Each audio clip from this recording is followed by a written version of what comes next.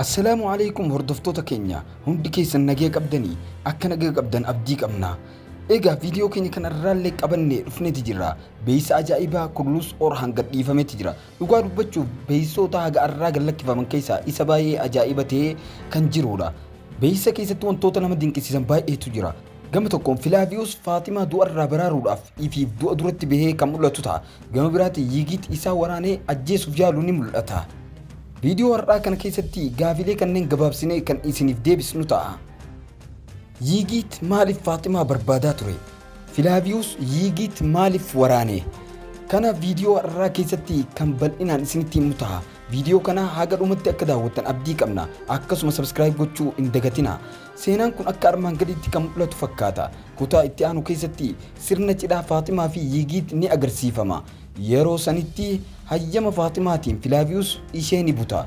Haala sana keessatti Filaaviyoos itti gaafatamummaa taatee sana hundaa kan baatu yoo ta'u namni Faatimaa shakkulu tokko illee nu hin jiru. Faatimaan uffata cidhaa ishee uffatte beessa keessatti arguu ni dandeenya. Kana booda Yigiit akka maraatatti Faatimaa barbaadaa jira. Dhuma irratti gargaarsa Filaaviyoosiin ishee bira ni ga'a. Yigiit yeroo Filaaviyoos irratti duule Filaaviyoos ammoo ofirraa ittisuuf jecha isa waraane. Filaaviyoos ammoo xiyyaan itti dhukaafame yoo waa'ee kanaa dubbanne mul'anni kun yookaan bakki xiyyaan itti dhukaafame kun yeroo dhumaa ta'uun isaa shakkii tokkollee hin qabu. Kutaa itti aanu keessatti kunillee iddoo dhumaa irratti ni xumurama. Kutaa itti aanu baay'ee akka namni abdiidhaan eegu ta'uudhaaf akka namni yaadda'uuf kana godhuun ni barbaachisa. Garuu Filaaviyoos kana keessatti hin miidhamu. Maaliif jennaan yeroo dheeraadhaaf filima kutaa wal duraa duubaa kana keessatti waan mul'atuuf.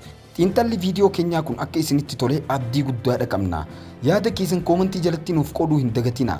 Viidiyoo itti aanu keessatti wal argina yoo Rabbi fedhe. Viidiyoon kun isinitti gabaabbatee jira moo dheerateeti jira? Koomentii jalatti barreessuu hin dagatina. Xiinxala itti aanu yookaan wantoonni haaroon yoo dhufan guyyaa boruu inshaallah qabannee kan isiniif dhufnu ta'a. Chaanaala keenya haga sanitti namni hundinuu subscribe godhachuudhaan mallattoo bilbilaa kana tuquun ol irra kaa'adha. Namoonni baay'een chaanaala keenya kan subscribe hin godhin waan daawwachaa jirtanii. Please yoo subscribe nu gootan nu jajjabeessa waan ta'eef hundi keessan subscribe nu godha. Akkasuma hojii keenyallee gara fuulduratti akka oofnuuf baay'ee nu jajjabeessa waan ta'eef. Kanaaf viidiyoo keenya warri haga dhumatti nu daawwatan hedduu galatooma. Viidiyoo keenya like godhuu hin dagatinaadha. Yaada yoo qabaattan koomentii jalatti barreessaa. Wantoota yaada isinitti ta'e kamiyyuu. Kanumaan wal qabatee namoonni baay'een gaafii tokko irratti deebiidhaan yeroo baay'ee gaafachaatii jirtan. Gaafiin sun maali yoo jettan gaafii waa'ee balaa haatuun wal qabattuudha. Balaa haatuun hin deebitu namoonni jettan baay'eedha. Garuu balaa haatuun akkuma filima keessatti mul'isanii argitan haliimeedhaa fi akkasuma dursuun yeroo haliimeen gara haadhasii qabriirra geessitee dubbiftu balaa haatuun akka duutee achitti mirkaneeffameeti jira. Akka seenaan jedhutti illee balaa haatuun Usmaan Beedura akka duutu dubbatameeti jira yookaan seenaa keessatti barraa'eeti jira. Balaa haatuun